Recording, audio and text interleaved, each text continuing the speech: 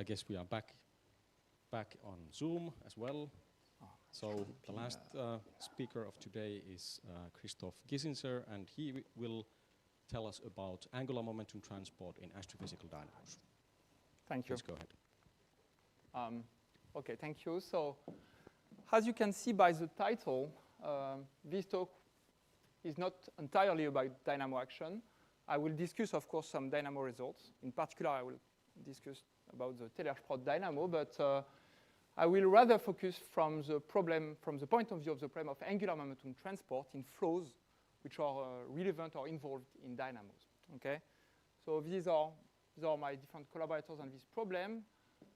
In particular, most of the results I will present for the experiments have been obtained by Marlon Vernet, who is doing his PhD on this problem, and he's here. And for the numerical part, it's a collaboration with Florence Marcotte and Ludovic Petit-Demange. And there is also Florentin Daniel, who started his PhD on this problem last year. So, maybe I'll stop that. So just to introduce the topic, I guess you all know thermal convection. We all know that in thermal convection, there is this central question, which is to understand how much heat flux, how much heat can be transported by the turbulent convection, okay? So in general, we define some heat flux or some flux of temperature, and we want to find a scaling law for understanding how these heat flux depend on the Rayleigh number. Okay, this question is very old. It traces back from Krecknan and Malkus. So I guess you all know that. What is less known is that there is the exact same problem, in fact, with the same equations in some limit, for rotating flows, except that the heat flux is now replaced by the angular momentum. But the question is the same. We can define some flux of angular momentum, and we want to find some scaling law on how the angular momentum is transported by the turbulence. Okay, for example, here you have a Taylor-Couette system. You're rotating faster the inner cylinder, and you want to know if there is how much angular momentum can be transported outward. So this is a motivation for the dynamo community, because if you have some results about the angular momentum transport, it provides some constraint on the typical shear or the typical turbulence you can get in your flows, which is relevant for dynamos. So in my talk, I will first start with a liquid metal experiment, which aims at modeling an accretion disk in the laboratory. But for this talk here, I will mostly discuss how we can find a scaling law for the transport of angular momentum, which is an asymptotic scaling law for astrophysical flows. And then in the second part, we will see how this kind of reflection about the angular momentum transport can be used to put some constraint on some dynamos. So in particular, the dynamo in radiative stars, to follow what was discussed by Sasha. Okay. So I guess you all know what's an accretion disk. So we have this huge and very thin disk, very large, of gas and dust, which orbit around a protostar, typically. And we know that due to the force balance between the centrifugal force and the gravitation, we have a so-called Käpyläan rotation rate, okay, which basically means that the velocity is scaling like the square root of the radius. Now, we have also three important observations for this disk. First, they exhibit huge accretion rates, okay, towards the central object, which of course implies massive transport of angular momentum in this system. The second observation is that there are turbulent objects. There is a debate on how much level of turbulence there is in this system. Some people now discuss the fact that it could be weak turbulence, but there is turbulence. And the third point is that most of these disks exhibit large-scale magnetic field, probably due to dynamo action.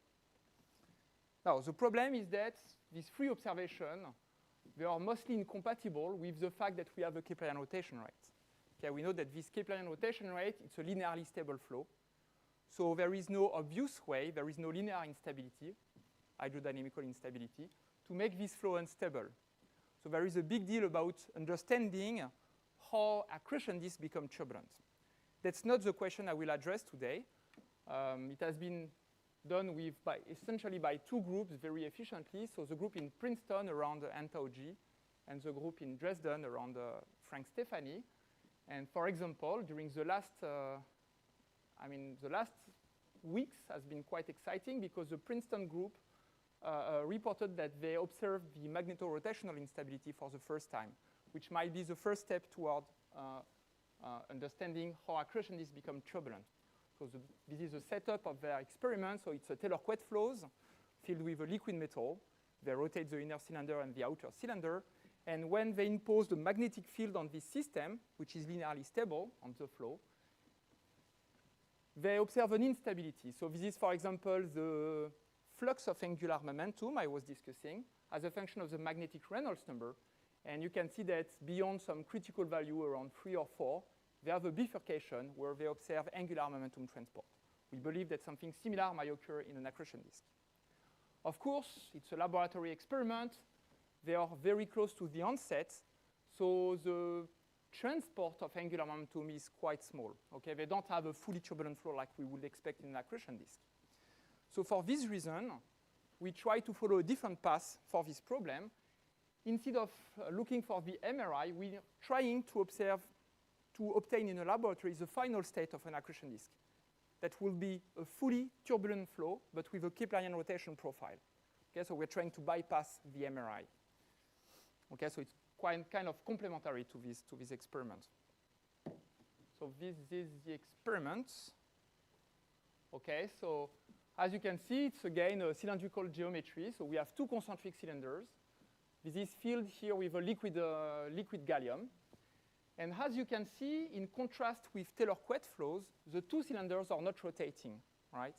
So to drive the flow, we rather inject some electrical current in the radial direction.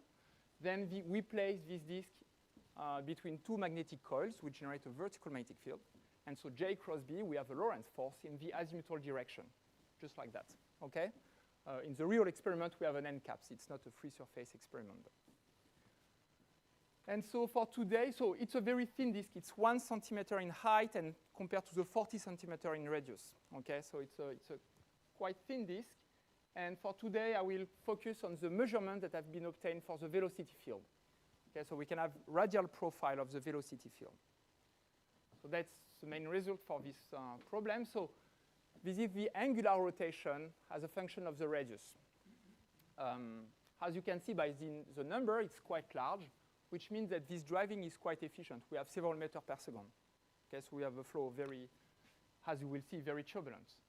And the second information here is that, so these square are the data from the experiment, and they are very well fit by some Käpyläan rotation rates. Okay, so what we have here is a turbulent flow, which is exactly in Käpyläan rotation rates. That's quite easy to understand why it's like that. So basically, it's because we have a force balance between the Lorentz force and the inertia. And because the disk is very thin, the typical shear here is a size h, the height of the disk instead of the radius. And so if you do the force balance, and you obtain this Käpyläan rotation profile. To get this exact formula, you need to make the assumption that you have some force balance like that with a turbulent bulk and some turbulent boundary layers and a thin disk. And this three hypothesis gives you this prediction for the flow, which fits very well the data, okay? So again, I have to say that's not an MRI experiment, okay? So the way we obtain turbulence here is not MRI, it's a boundary layer instability, but the final state is a Käpyläan rotation rate with turbulence, okay? You can see that by the power spectrum, for example. So this is the power, just focus on the yellow curve. So this is a power spectrum. You can see that we have minus 5/3 exponent on a wide range of wave numbers. And we were able to compute the third order structure function in this experiment, which is positive, which means that what we have is an inverse cascade of energy. So it's turbulence, but it's bidimensional turbulence. Okay, the flow is quite independent of the vertical direction. It's quite convenient because then we can, by tuning the value of the magnetic field, we can control the bidimensionality of the flow. Okay? All right, so that's the two important experimental results that I wanted to discuss. So if I go back to the comparison with the Taylor-Quette systems that was used previously, you can see that somehow we bypass the limitation due to that. First, we have a Käpyläan rotation rate, while it's not possible with a Quette profile, of course. We also have, as I said, a turbulent flow, while when you're using a Taylor-Quette flow to study this angular momentum transport, you can be limited by quasi-Keplerian laminar flows. There is a third point which may be more important than the two first. In a Taylor-Couette system, you rotate the cylinder to drive the flow. So the angular momentum is ejected at the boundaries of the system. Okay? That's not something that occurs in a real accretion disk, where you might say that the gravitation is producing some volume injection of angular momentum. And as you will see, it's a strong difference for the transport of angular momentum. And that's also something we have here. Because we're using the Lorentz force, which somehow models the gravitation, we can produce some volume injection of angular momentum. Okay? So for these three reasons, we believe that at the end, it can be considered as a good model for the final state of the accretion disk. It's a Keplerian turbulent flow with volume injection of angular momentum. So now we have that, we can try to obtain, so the title is cut here, but we can try to obtain a scaling law for the angular momentum transport. So basically, I will follow the same steps that people are doing for thermal convection. We need to define the equivalent of the heat flux, which is the flux of angular momentum that you might know, of course. So there is a part which is due to the advection of the field, and one part here which involves the kinematic viscosity, and which just models the molecular transport of angular momentum, okay, by molecular diffusion. No. We play the same game than in thermal convection. We want a scaling law for that. So we have to define two-dimensionless number, the Nusselt number, which measures the efficiency of this angular momentum flux compared to the laminar value. Okay, so basically it means that when the transport is purely laminar, this Nusselt number is 1, and as we increase the level of turbulence, this Nusselt will increase in value. So we increase the transport of angular momentum. And we also want a number to measure the magnitude of the turbulence. And this is a Taylor number, which is the equivalent of the Rayleigh number that can be regarded here as a square Reynolds number. So is there a scaling law for that? If you want a prediction, you need to go back to Käpylä in 62, who did a very simple prediction. If you write like that with some power, unknown power beta for the Taylor number, Käpylä postulated that in an astrophysical system at very large Reynolds number, it is clear that the angular momentum flux should become independent of the molecular viscosity, in fact, of any molecular coefficient, thermal diffusivity, magnetic diffusivity, and so on. It should be in an ultimate regime in which it's not depending on any molecular coefficient anymore. And you can see we have nu here and nu square here. So Käpylä's prediction is that beta should be 1/2. So this is a prediction by Käpylä, okay? The one which is supposed to be happening in a disk. If you look at the data from the experiments using Taylor-Couette flow, they found 0.38, quite different from the 1/2. But it has been explained very clearly in these papers. It's quite simple to understand. In a Taylor-Couette flow, as I said, the angular momentum is ejected at the boundary. So for the angular momentum to be transported by the turbulence, it must first be diffused across the viscous boundary layer at the cylinder. So you can never completely forget about the viscosity, because you always have to cross the viscous boundary layer. It's not the case in our experiment. That was the motivation of using the volume injection of angular momentum. And indeed, if we play the same game, so we can plot here, so we can measure the Nusselt number locally in the disk as a function of the Taylor number. And as you can see, these are the data from the experiment. Quite independently of the value of the magnetic field we impose, we have the scaling prediction by Käpylä. Okay? There is another prediction. We can measure the Reynolds number based on the fluctuation velocity, u star. Okay? This is another prediction by Käpylä, which is quite in agreement with this prediction here. Okay? So this is the most important results from this experiment for two reasons. First, because it's an observation of Käpylä's regime, which confirms that if there is no role of the boundary layers, if there is no viscosity, then you should be observing, you should observe this asymptotic regime for the transport of angular momentum. So it's a very general prediction, which could apply to very different systems in astrophysics, in particular for astrophysical dynamos. And ASCO, since it's some asymptotic regime, you can do some prediction. So for example, you can do a prediction for the level of fluctuation in an accretion disk, or because you have the flux of angular momentum, you can translate this curve as a prediction for the accretion rate in an accretion disk. Okay, and we found value quite in agreement with the data, so I'll skip the detail of this figure here, but this is basically some quantity proportional to the accretion rate as a function of the Reynolds number. These are data from different accretion disks from observations, and you can see that these are the prediction by the experiment. So we find numbers for the effective accretion rates very close to what was observed in accretion disk. Okay? So just to show you the Kriegnan ultimate regime can be useful, but it's not dynamo. So now we can try to apply that to a dynamo problem. So here the system is now different. We are back to a radiative star.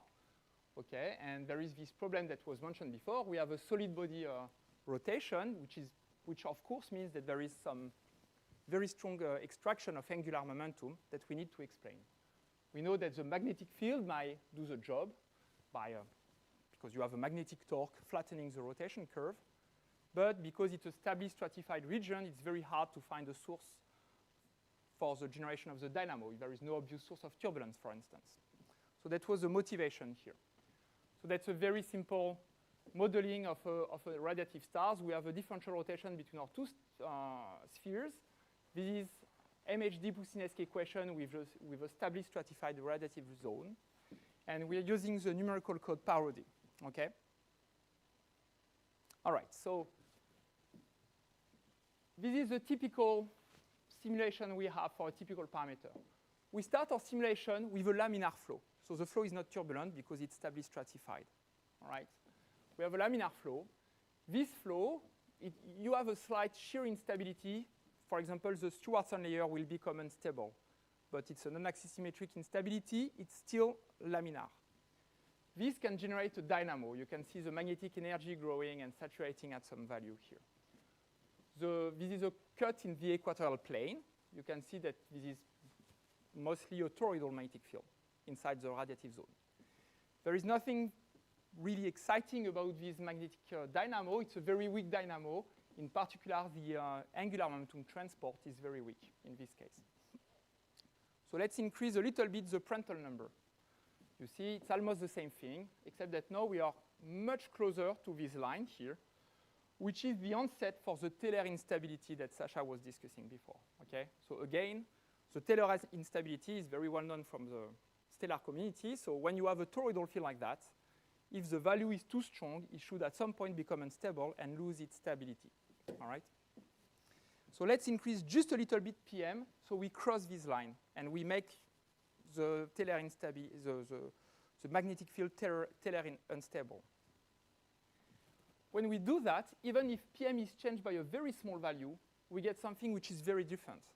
So it starts the same, but when it becomes Taylor unstable, then there is suddenly a secondary amplification, very strong, nearly 2 orders of magnitude of the magnetic energy, which saturate then to a strong field dynamo, which is very different.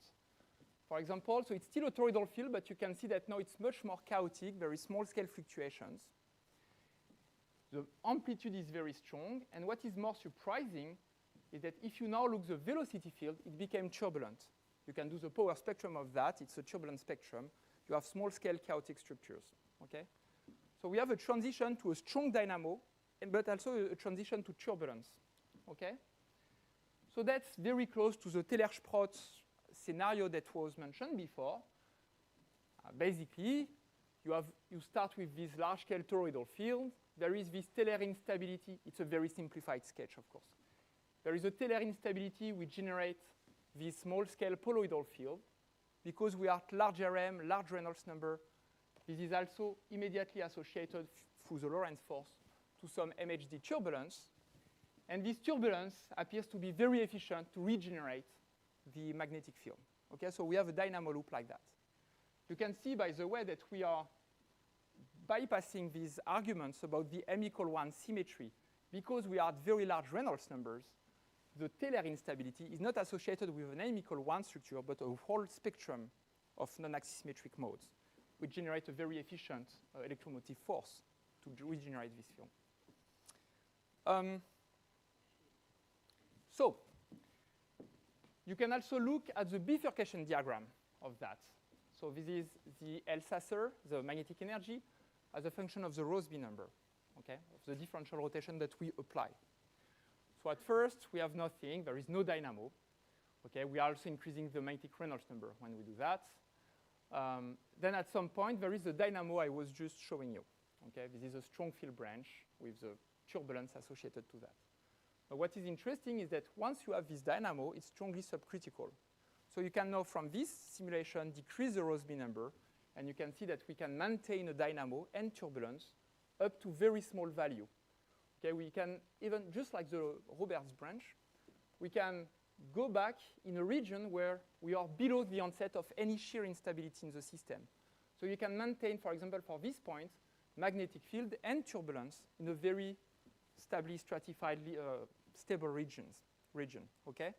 Florentin has shown now that you can, you can decrease the critical Rossby number for this turbulence up to 10 to the minus 2 if you increase the magnetic Reynolds number or the magnetic Prandtl number.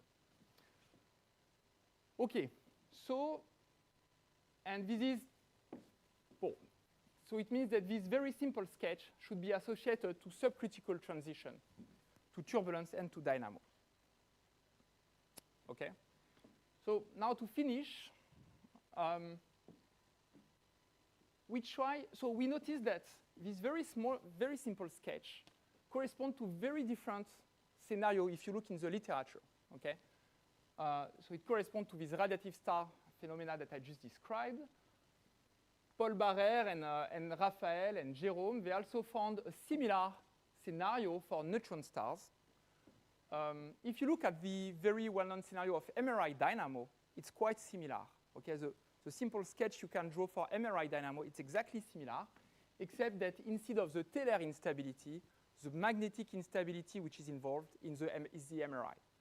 You can also do the same, you can say the same thing for the magnetic buoyancy. Again, the Taylor will be replaced by the magnetic buoyancy, but the sketch is the same. You start with a large-scale field, there is some magnetic instabilities which could generate some fluctuation, which will generate the full field.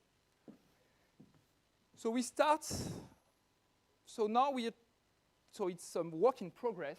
The idea is to see if we can write the minimal model to describe this very simple sketch, okay? So I will do the usual business for amplitude equations.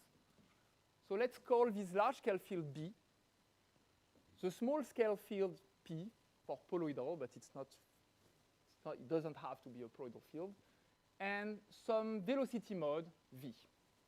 Okay, it can represent one mode for the turbulence or whatever. So you have three different equations like that. It's supercritical bifurcation for these three systems. I'm using minus and minus here because I don't want a magnetic dynamo if there is no flow. Okay. No, let's try to add this ingredient here. We're saying that when B is too strong, it creates the Taylor or the MRI or the magnetic buoyancy instability. It means that the minimal ingredient you want to put is this one, okay? When B becomes too strong, it should regenerate, it should make this small-scale field unstable. This is this arrow here, okay? So this is a magnetic instability. Then, if you now have a magnetic field that can grow, it can saturate and act back on the velocity field. So you need to add the Lorentz force. Okay, so this is a back reaction of the magnetic field on the flow. And at the end, you want to, and at the end, you want to describe this part. If you have now a velocity field, it should act back as a dynamo for the large-scale field. So you have this dynamo term here.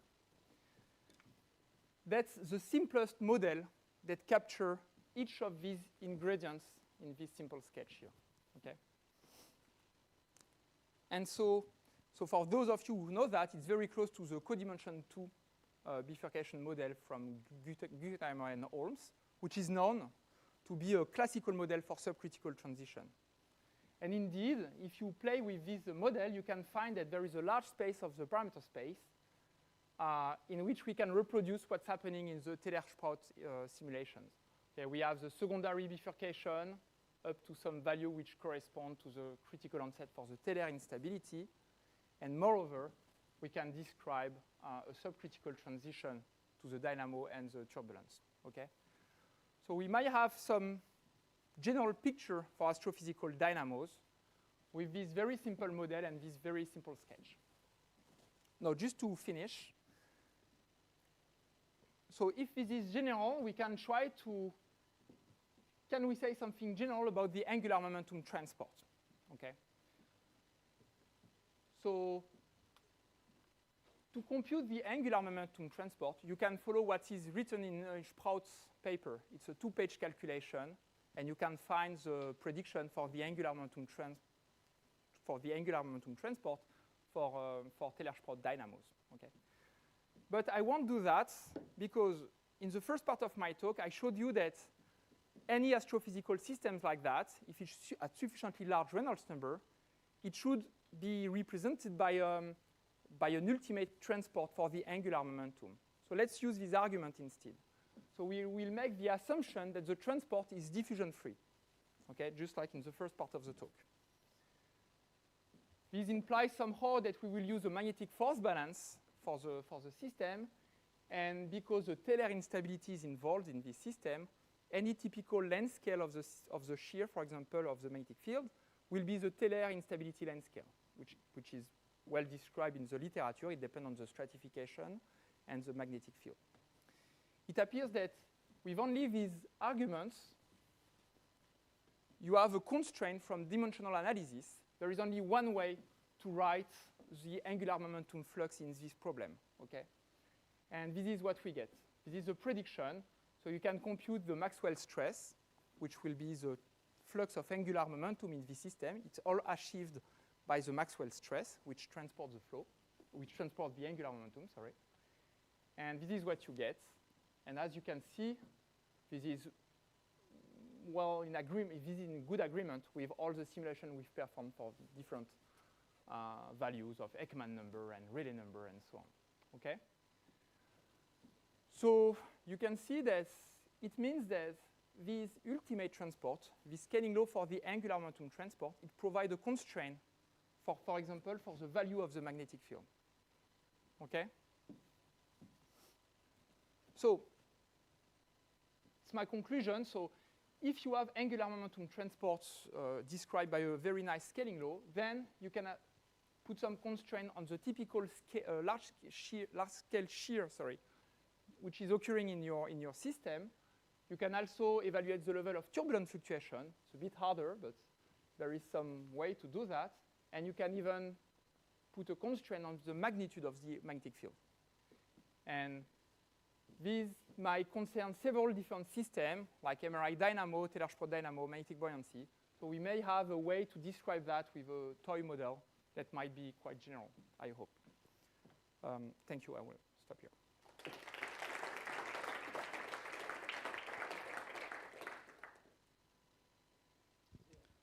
Thank you for the talk. Now questions, starting with Sasha. My problem is amount of shear you are maintaining between your two spheres. Yeah. What is the physical mechanism in a real star that does that? And that's that's my concern, because you're injecting so much kinetic energy. So yes, you better get some magnetic energy out of that, because you're injecting some. I mean, in the simulation of Braithwaite 2006, we evaluated with Jean-Paul that the shear he was imposing was supersonic. Yes. So a supersonic shear in a star is unlikely to appear. So yes. My question to you is, if now you are going back to a more realistic way to maintaining the shear, I'm not saying, I mean, as we agree, the dynamo in the radiative zone is certainly possible. The question is, are we able to get in a star the amount of shear that we expect that we did? You know, that's my question to you. You know, that's where we need to discuss and continue the discussion with Ludovic, Raphael, etc. Because that's our concern from the beginning with Jean-Paul, you know? Yes. So that's not what we're saying, okay?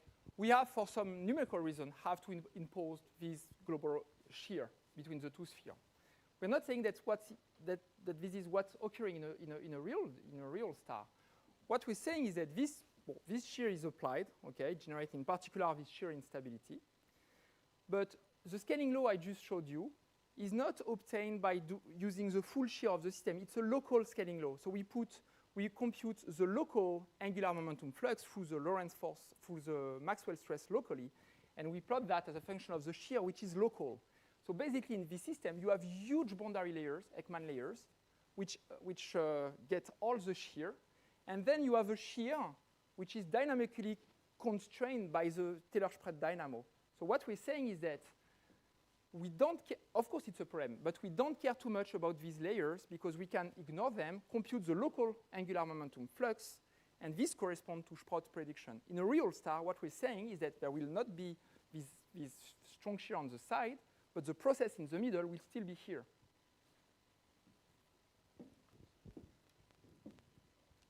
Okay, there's a line of questions. In your first part of the talk, one comment first is I think the system is a little bit like the internal heating problem of the Rayleigh-Benard convection, where you heat the system by the radiation. So when you calculate the Rayleigh number, in that case, you don't really calculate the boundary layer thickness. Then you get this Nusselt number scarce with Rayleigh number to the power of 1/2. And actually it was also done by the French group. So that's something similar, I guess. Exactly. And second, my question. This is the rotating equivalent Yes. of, the Lorentz force is acting like an internal heating for Yes, Rayleigh-Benard exactly. convection completely. The equations are similar. Yeah, yeah. In that case, we call that system the homogeneous Rayleigh-Benard system. Sorry, say it again. It's a homogeneous Rayleigh-Benard convection. That's what we call actually sometimes. So because we don't have the boundary layer then. Yeah. So the second question is, the question is, if you measure the torque on the surface, would you expect you still have this 1/2 scaling? So, yes, we expect that. It's a bit complete. If you measure the torque, you take into account the global circulation of the system. Okay? So in Taylor-Cuet flows, when people have done that with Taylor-Cuet flows, they measure the torque. And actually, there is this, you might know that, there is this strong contradiction between people who measure the torque and people who did local measurements. They don't find the same scaling laws. In fact, they disagree on the fact if there is turbulence or not. So, and the torque measurement will take into account the global circulation. In our experiment, we can't measure the torque. It's technically complicated. But what we can do is to make a local measurement and remove the part which is due to the global recirculation. Okay? And in this case, so if we take the global circulation, we find a slightly different scaling with a logarithmic correction. Okay, so it's square root of Taylor times some logarithmic correction, which is a function of Taylor, which makes sense because we're taking into account this global circulation, which impacts the boundary layers. So we can't forget the boundary layer, and we have this logarithmic signature of the boundary layer. If we remove that, which is what I showed you today, there is no sign of the logarithmic correction. Okay, so I think we might find a slight change compared to the square root law, but it will be because we're measuring something that will not exist in a disk, which is the global circulation and the global torque due to meridional circulation. So that's why we didn't do that. We didn't show that. Okay. Okay? Johannes? Yes, so in this very Käpylä system you were looking at, you say you find the Taylor-Sprout instability. So I guess you referring to wave number 1? That's what you see. You didn't say that, but I guess that's your proof, or what is your proof that it's the Taylor instability? Because there are also natural fluid instabilities with wave number 1 in the system. I may have a spectrum. Yeah. So this is a wave number. So this is a spectrum. So if you look at the Taylor instability, it's dominated by the m=1, but it's a full spectrum. Okay. So if you look at the spherical harmony degrees, so this is, is there m here? Yes, there is m. No, it's L, I guess, yeah. But anyway, so there is an m=1 which dominates, but then you have a full spectrum, okay? It's not like in yeah, because you have turbulence, that's clear. I mean, as I say, in this system you can have an m=1 and then all kind of other wave numbers, but m=1 will dominate without magnetic field. So I just wondered, You mean without magnetic field? Yeah, sure. Okay, so without magnetic field. So and you have a background dynamo acting here as well. You showed this in the beginning, that's right? a good question. So it could just be a change in flow, and then You drive another dynamo? So, you see, there is a look at the pure hydro case without magnetic field. There is a transition at this Rossby number where this is axisymmetric, the flow is axisymmetric, and there is an M=1 hydro mode. Exactly. Okay? Now, indeed, when we do that, we first have the M=1, and then we jump to this complicated Taylor plot. When we go back here, we go back in a region where there is no M=1 anymore. It's this table with a region with a solution in which there is no M=1.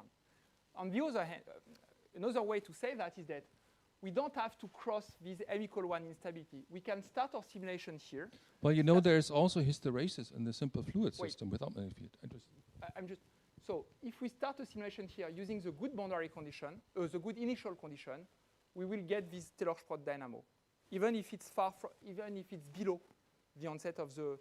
But it might be possible that this scenario is related to the proximity with an M=1 mode somewhere. We don't have to be beyond the onset. We can be below the onset of this M=1, but maybe we need to be in the vicinity of the shear instability. In our low-dimensional model, this low-dimensional model is based on this ID. You can see that lambda negative or lambda positive determine if you have this M=1 hydro mode or not. And we need to have lambda not too large and not too negative. So it's possible that this dynamics is possible when you are in the vicinity of a shear instability. That's something we are looking at. Yeah. I see many more questions coming up, but I think that we should slowly wind down for today and postpone the discussion to the dinner. So let's thank Christophe and all the speakers of today again. And we continue tomorrow at 9 o'clock.